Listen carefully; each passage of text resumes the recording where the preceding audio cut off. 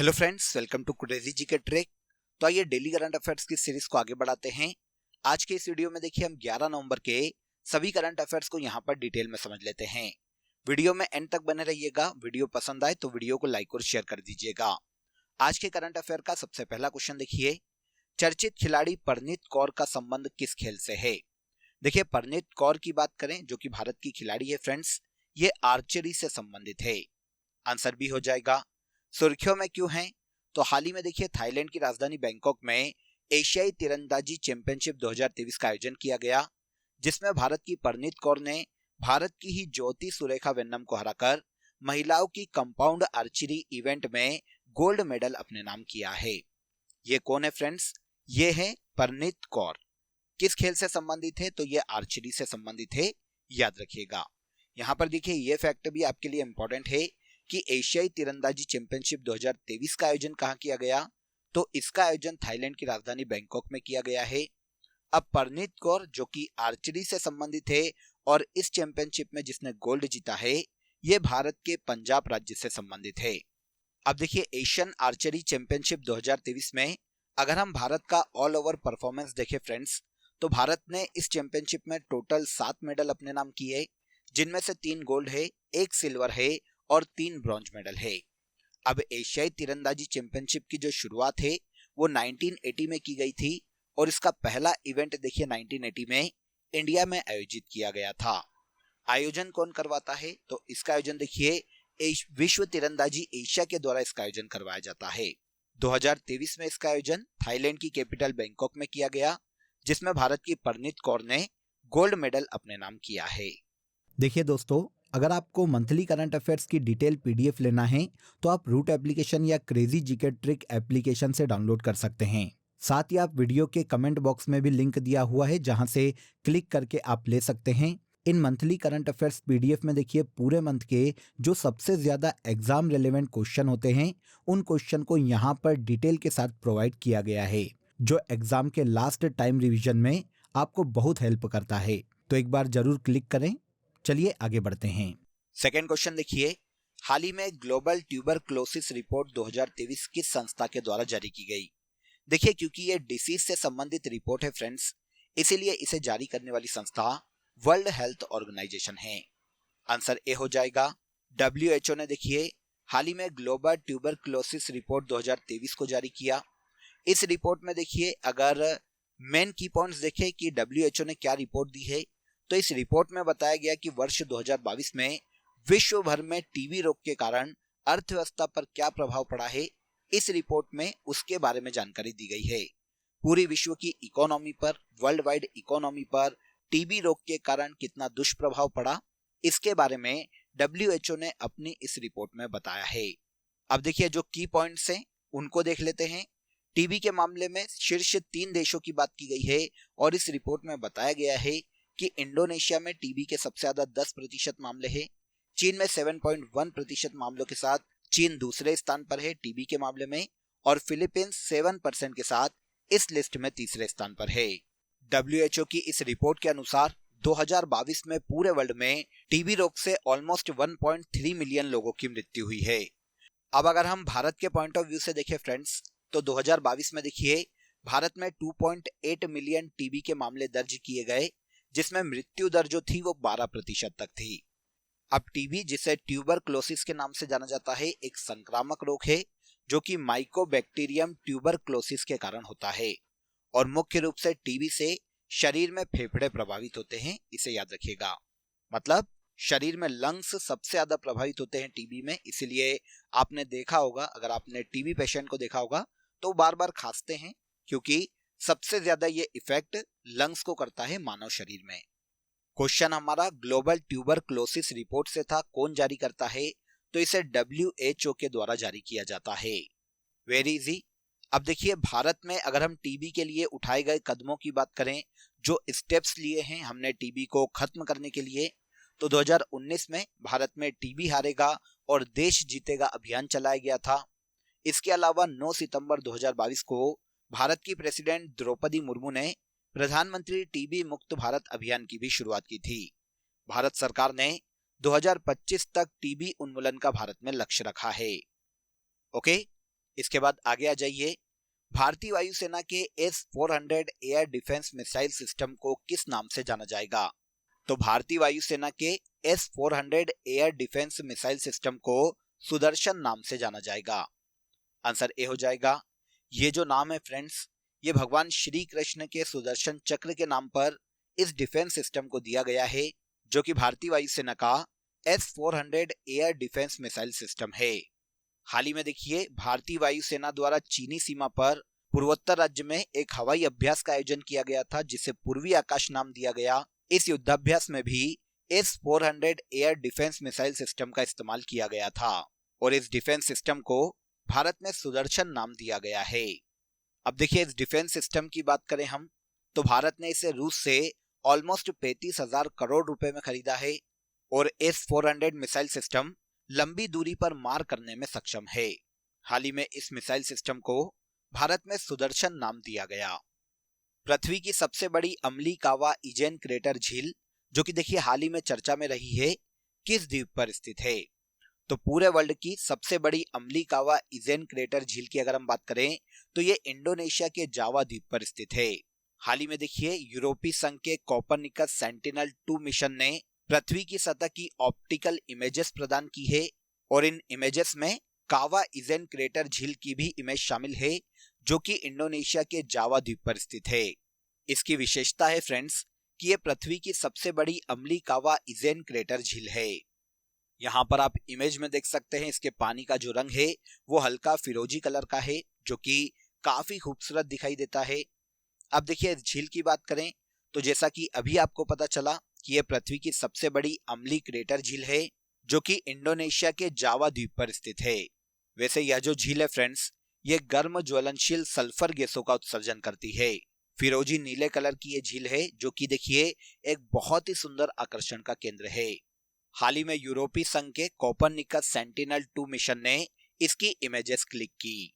यूरोपीय संघ का ये जो मिशन है फ्रेंड्स, ये 23 जून 2015 को लॉन्च किया गया था और इसे लॉन्च किए जाने का मुख्य उद्देश्य जलवायु से संबंधित डेटा कलेक्ट करना और पृथ्वी की सतह की ऑप्टिकल इमेजेस को प्रदान करना है। इसके बाद देखिए, अर्थशॉट पुरस्कार 2023 किस भारतीय इनोवेशन को दिया गया?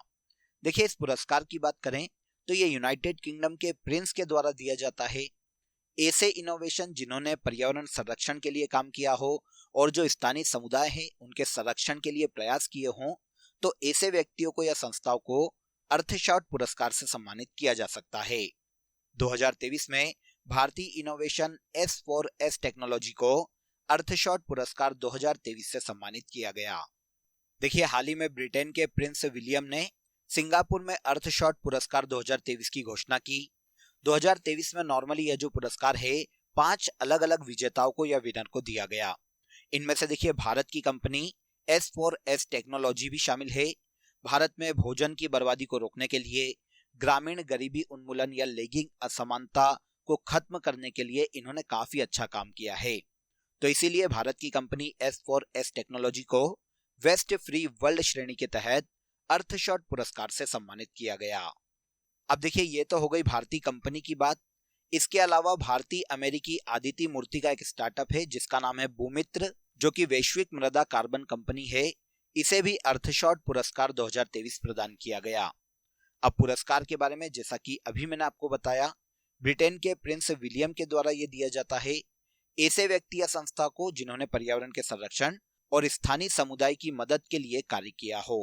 2023 में यह भारत की S4S टेक्नोलॉजी कंपनी को प्रदान किया गया। नेक्स्ट देखिए, हाल ही में किस राज्य के रंगिया और मरियानी रेलवे स्टेशन को इट राइट स्टेशन का दर्जा प्राप्त हुआ है?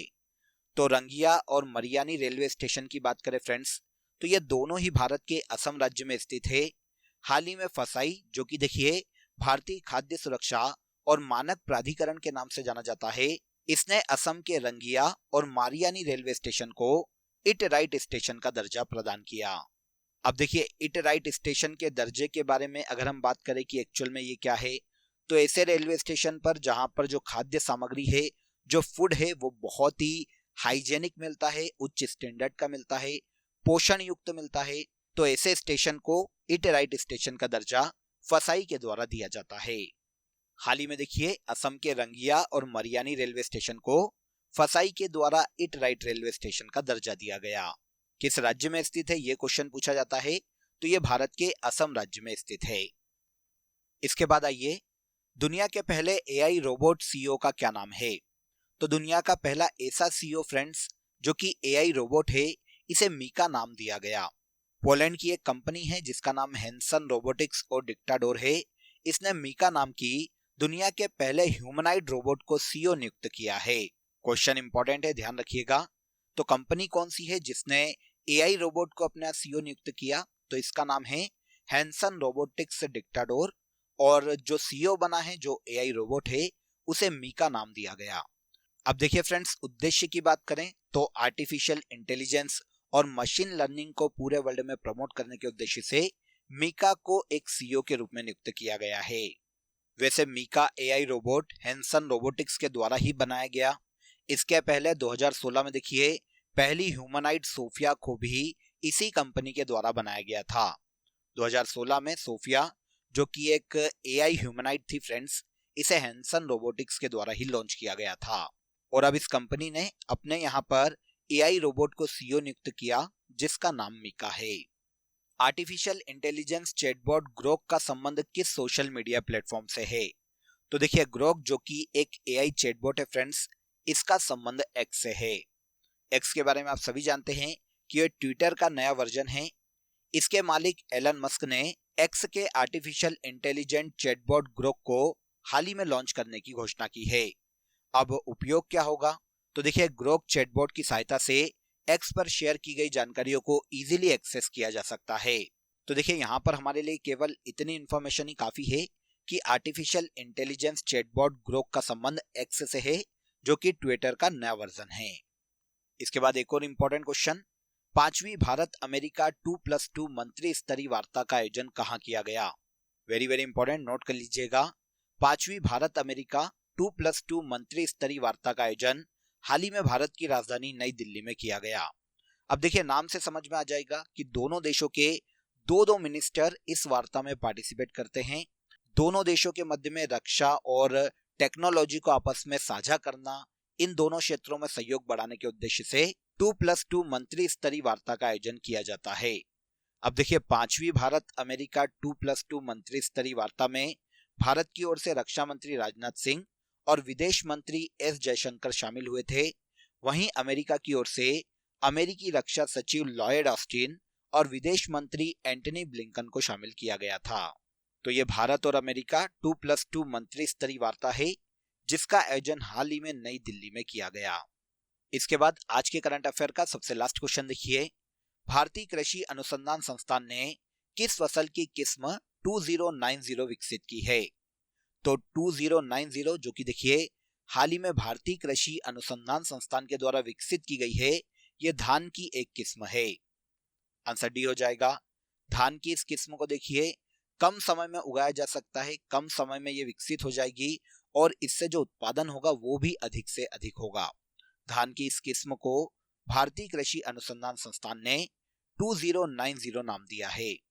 चावल की इस किस्म से एयर पॉल्यूशन से भी निपटा जा सकता है और आने वाली रबी की फसलों के लिए भी पर्याप्त समय इससे मिल सकता है, क्योंकि ये बहुत ही कम समय में डेवलप हो जाती है। तो 2090 की अगर हम बात करें तो ये धान की किस्म है जिसे हाल ही में डेवलप किया गया। इसके अलावा देखिए भारत में दंतेश्वरी, पूसा सुगंध 4, सह्याद्री और सौभागी ये भी धान की अन्य किस्म है। सभी को याद रखिएगा, सभी इंपॉर्टेंट है। क्लियर?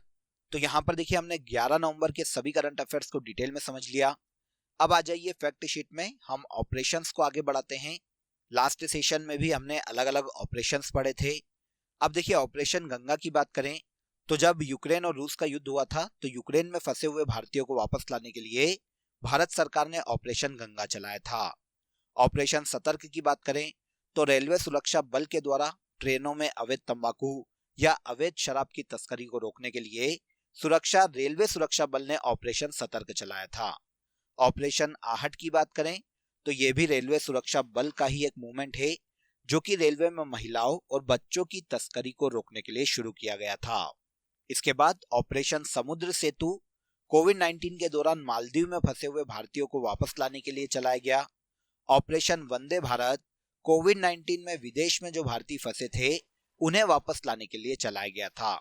और ऑपरेशन संकल्प की बात करें तो ये भारतीय नौसेना द्वारा समुद्री सुरक्षा हेतु खाड़ी में चलाया गया था। तो ये सभी ऐसे ऑपरेशन है जो कि हमें याद रखना चाहिए, इंपॉर्टेंट है। अब आ जाइए लास्ट डे के सेशन में जो करंट अफेयर हमने डिटेल में समझा था उसे हम एक बार यहाँ पर रिवाइज कर लेते हैं। 37 राष्ट्रीय खेलों में पदक तालिका में पहले स्थान पर महाराष्ट्र रहा। शांति और विकास के लिए विश्व विज्ञान दिवस के रूप में 10 नवंबर को मनाया जाता है। हाल ही में जारी की गई क्यूएस एशिया यूनिवर्सिटी रैंकिंग 2024 में आईआईटी बॉम्बे 40वें स्थान पर रहा। अंतर्राष्ट्रीय मुख्य न्यायाधीश सम्मेलन उत्तर प्रदेश के लखनऊ में आयोजित किया गया। 8वां राष्ट्रीय आयुर्वेद दिवस की थीम की बात करें तो ये Ayurveda for everyone on every day है। ऑस्ट्रेलिया की महिला क्रिकेटर मेग लेनिंग ने हाल ही में संन्यास की घोषणा की है। इसके बाद देखिए, गेलोफू कोकराझार रेलवे लिंक परियोजना भारत और भूटान के मध्य में शुरू की जाएगी। चर्चित जीपीएस एंकलेट का इस्तेमाल जम्मू कश्मीर राज्य कर रहा है। हेल 1 ओएस स्पेक्ट्रोमीटर का संबंध भारत से है। और लास्ट है, कर्नाटक राज्य ने 19वें कलाकार पुरस्कार से अपोलिनारिस डिसूजा को सम्मानित किया। तो फ्रेंड्स, ये सभी ऐसे करंट अफेयर हैं जिन्हें हमने लास्ट डे के सेशन में डिटेल में समझा था। अब आज के लिए आप सभी के लिए क्वेश्चन ऑफ द डे देख लीजिए। भारत का कौन सा राज्य अधिकतम राज्यों के साथ अपनी सीमाएं साझा करता है? क्वेश्चन इंपॉर्टेंट है, कमेंट में जरूर बताइएगा कि इस क्वेश्चन का आंसर क्या है। इसके अलावा दोस्तों, आप सभी के लिए एक इम्पॉर्टेंट अपडेट है। अब आपके लिए क्रेजी जीके ट्रिक के सभी कोर्सेज वेबसाइट पर भी अवेलेबल है। ये सभी कोर्सेज आप सभी की रिक्वायरमेंट और लेटेस्ट एग्जाम पैटर्न को ध्यान में रखकर डिजाइन किए गए हैं। यहाँ हम बेसिक कॉन्सेप्ट के साथ साथ कॉम्प्रिहेंसिव लर्निंग पर फोकस करते हैं। तो एक बार ज़रूर वेबसाइट पर विजिट करें। इसका लिंक आपको डिस्क्रिप्शन बॉक्स में दिया गया है। तो आज के इस वीडियो में बस इतना ही। अगर वीडियो अच्छा लगा हो तो वीडियो को लाइक और शेयर कर दीजिए। चैनल को सब्सक्राइब कर लीजिए। कल फिर मुलाकात करेंगे नेक्स्ट डे के करंट अफेयर में। तब तक अपना ख्याल रखिए। जय हिंद, जय भारत।